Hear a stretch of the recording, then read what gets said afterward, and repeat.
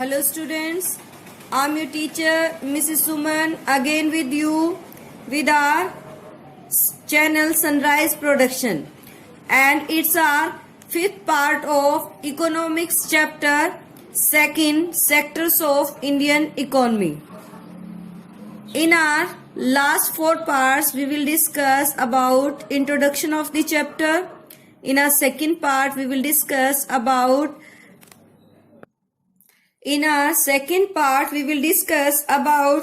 our sectoral classification of economic activities, primary sector, secondary sector and tertiary sector. And in our third part we will discuss about tertiary sector, importance of tertiary sector, how tertiary sector become more important now these days. And in our fourth part we will discuss about interdependency of each and every sector and how we produce new employment opportunity. And also we will discuss in our fourth part of our video about MGNREGA and right to work. Now in our last and fifth part of this chapter we will discuss about historical change in sectors and our remaining two sectorial classification of first is organized sector and unorganized sector, and second is public and private sector. Now we will discuss about historical changes in sectors.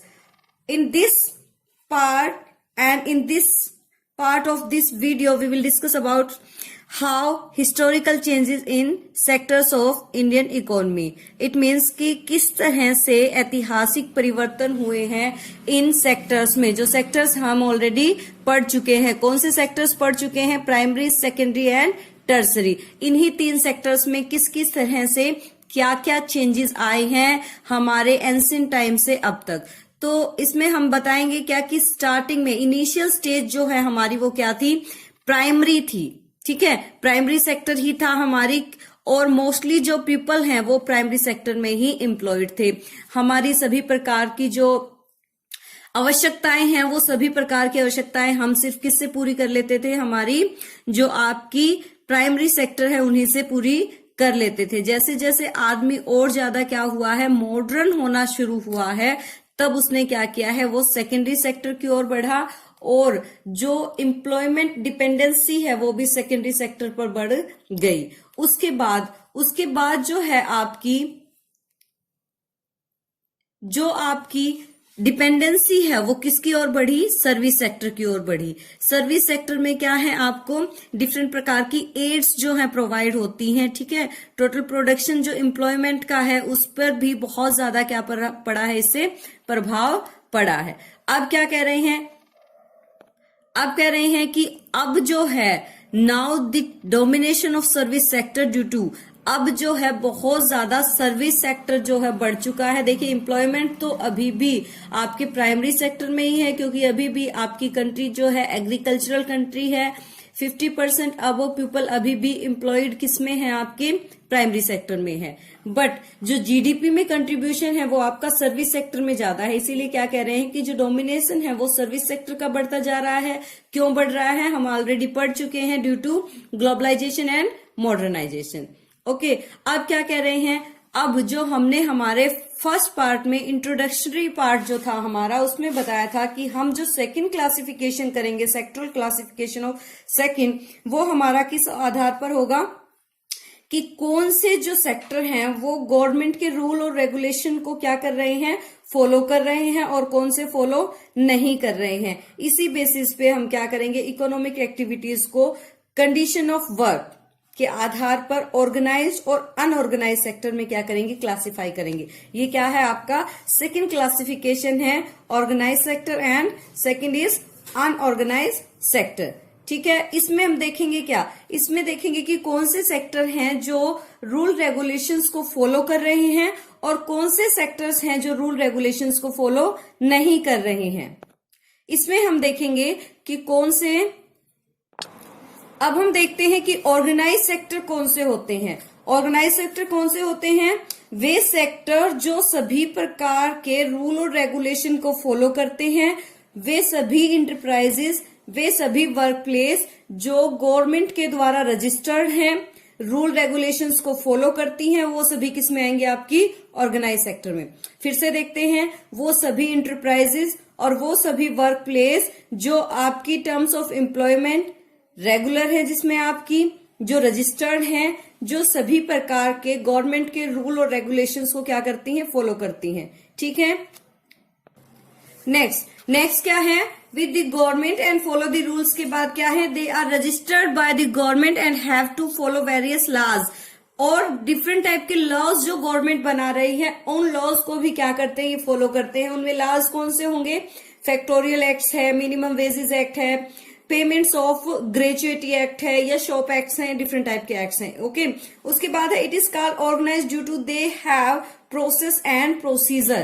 क्यों कहा जा रहा है? क्योंकि इसका एक particular process होता है काम करने का, और एक पर्टिकुलर प्रोसीजर के थ्रू जो है इसमें काम किया जाता है। ठीक है। अब कह रहे हैं कि इसमें टर्म्स क्या है? एम्प्लॉयमेंट की टर्म्स क्या है? कि जो है इसमें जो पीपल काम करने वाले हैं वो रेगुलर होते हैं। तो कह रहे हैं टर्म्स ऑफ एम्प्लॉयमेंट क्या है? रेगुलर है। और क्या कह रहे हैं? कि जो लोग इस सेक्टर में काम करते हैं वो सिक्योरिटी ऑफ एम्प्लॉयमेंट को एंजॉय करते हैं। और क्या होता है? वे जो है हमेशा expected to work only fix number और ऑफ, यानी उनके घंटे जो है वो निश्चित होते हैं, निश्चित घंटों के लिए वो काम करते हैं। एंड आल्सो अगर वो ओवर टाइम करें तो उन्हें एक्स्ट्रा पे भी मिलती है, to be paid overtime by the employ. ठीक है। एम्प्लॉयर के थ्रू जो है उसको ओवर टाइम मिलता है। और क्या कह रहे हैं? कि दे गेट पेड लीव, उन्हें जो छुट्टियां मिलती हैं, जो हॉलीडेज हैं, उनके पैसे मिलते हैं, प्रोविडेंट फंड मिलता है, ग्रेच्युटी मिलती है, और सपोज की मेडिकल लीव्स उन्हें मिलती है। कौन सी? जैसे मैटरनिटी लीव है। ठीक है। इस तरह की मेडिकल लीव्स भी जो है उन्हें प्रोवाइड होती है। मैटरनिटी लीव जो है विमेन्स के लिए होती है डिलीवरी से 2 या 1 मंथ पहले, और बाद में 6 मंथ की टोटल जो है आपकी डिलीवरी आपकी जो है मैटरनिटी लीव होती है। ठीक है। इसमें और भी डिफरेंट टाइप की जो है विमेंस के लिए जो है आपकी फैसिलिटीज अवेलेबल होती हैं पेड लीव के लिए। ओके। और क्या है? इसमें डिफरेंट टाइप की फैसिलिटीज होती हैं। कौन सी फैसिलिटीज होती हैं?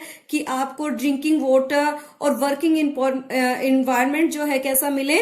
बेटर मिले। और जब रिटायर होते हैं ऑर्गेनाइज सेक्टर के पीपल्स, तो जब ये लोग रिटायर होते हैं तो उन्हें पेंशन भी मिलती है। क्या होता है? उन्हें पेंशन भी मिलती है। ठीक है। तो क्या कह रहे हैं? इस सेक्टर के अंदर कौन कौन से जो एरियाज हैं जिनको हम रख सकते हैं? तो कह रहे हैं बैंक को रख सकते हैं, हॉस्पिटल है, स्कूल है, ये ऐसी जो आपके एरियाज हैं जिनको हम क्या कर सकते हैं? ऑर्गेनाइज सेक्टर के अंदर रख सकते हैं। Next we will discuss about unorganised sector. Unorganised sector कौन से हैं? सेक्टर जो रजिस्टर्ड नहीं है गवर्नमेंट के थ्रू, या रजिस्टर हैं लेकिन फिर भी गवर्नमेंट के रूल्स को फॉलो नहीं करते हैं।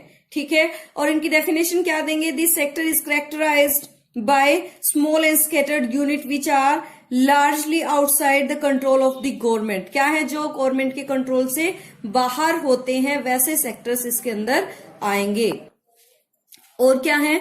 कि जॉब्स जो है, यहाँ जो व्यक्ति जॉब कर रहे हैं उनकी जो सैलरी है वो बहुत ही कम होती है, और ये जॉब रेगुलर भी नहीं होता है।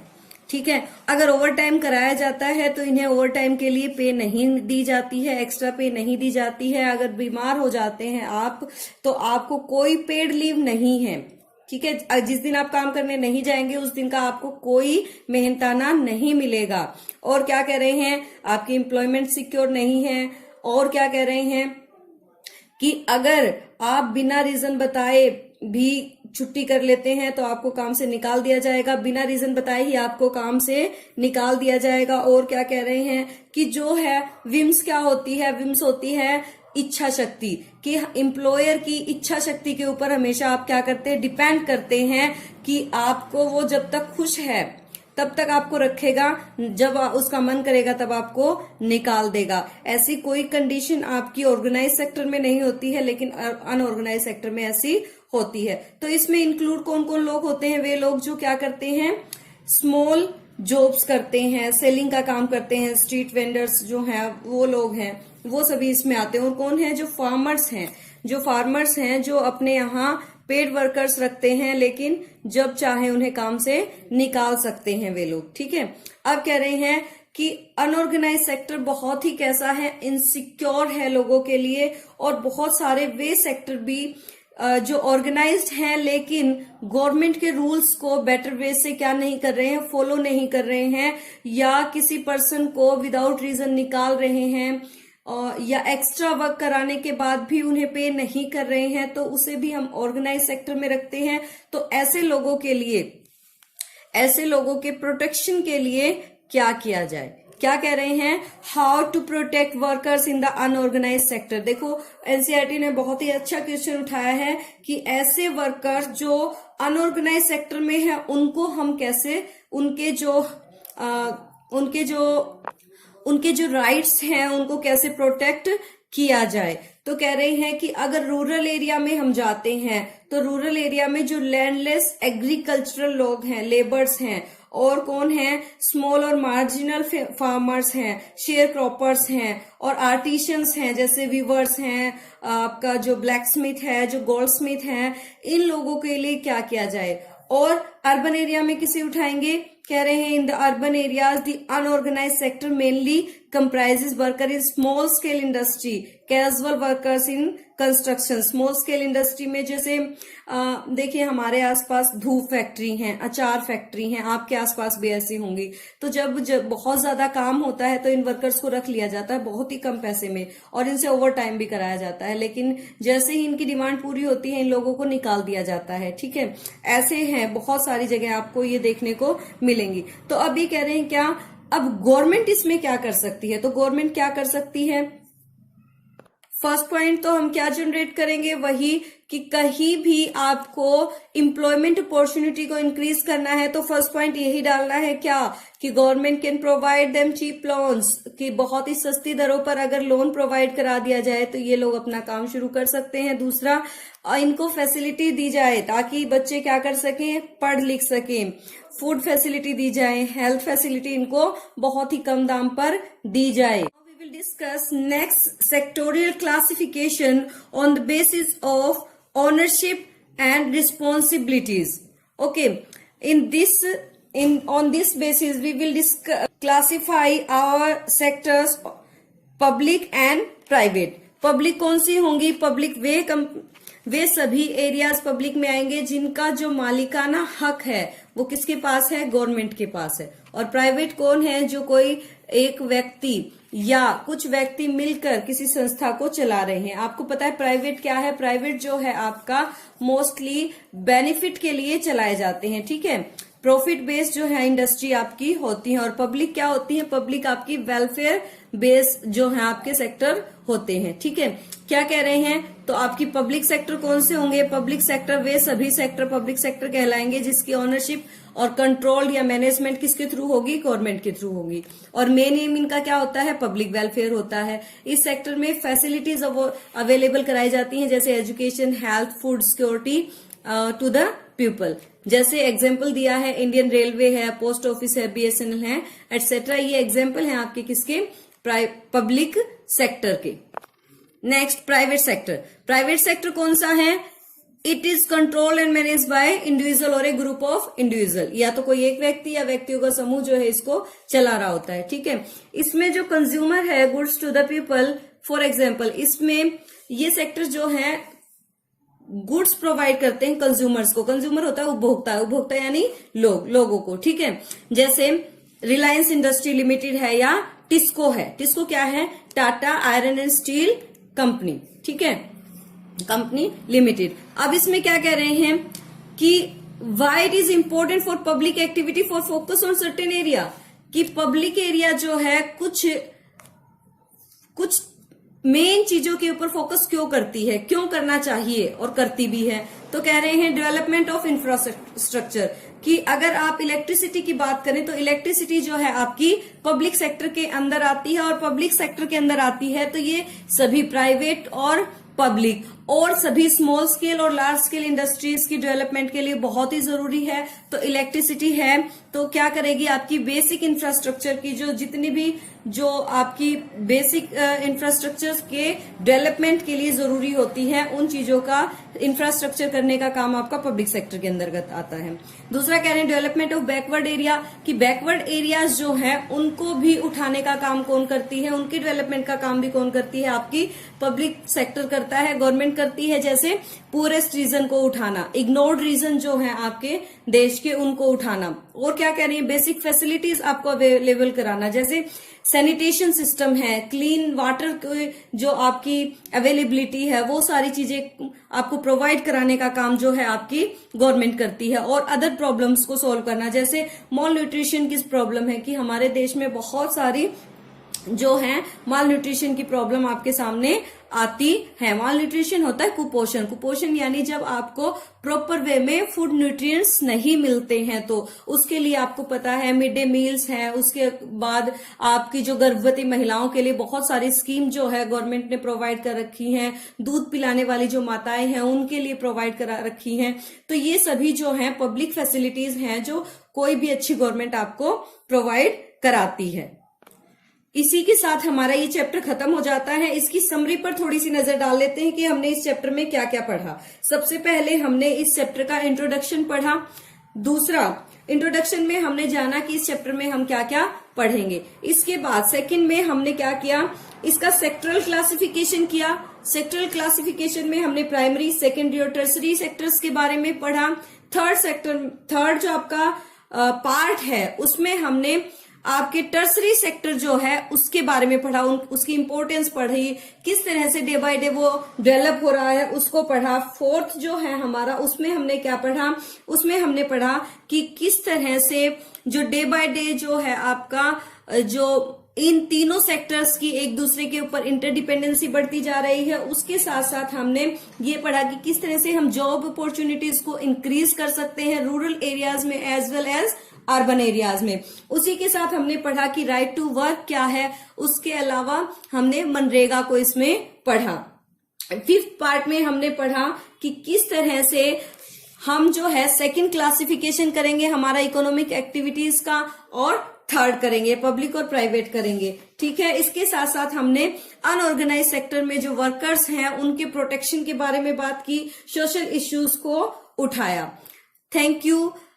इस वीडियो को थोड़ा सा ध्यान से देखें, ध्यान से देखने के बाद नोट्स को राइट डाउन करें। हाँ, जो लोग इसको 10th के बेस से नहीं पढ़ रहे हैं, इसको सिर्फ किसके लिए पढ़ रहे हैं, आप कंपटीशन के बेस से पढ़ रहे हैं, तो आपको ध्यान रखना चाहिए कि किस सेक्टर के अंदर किस तरह की इंडस्ट्री आ रही है, किस सेक्टर के अंदर किस तरह की प्रॉब्लम्स अराइज हो रही हैं। ये जब आप ध्यान से पढ़ेंगे तो आपका कंपटीशन के लिए भी ये बहुत ही बेटर मटेरियल साबित होगा। Thanks for watching this video and please like, share and subscribe my channel. Thank you. Thank you so much. Have a nice day.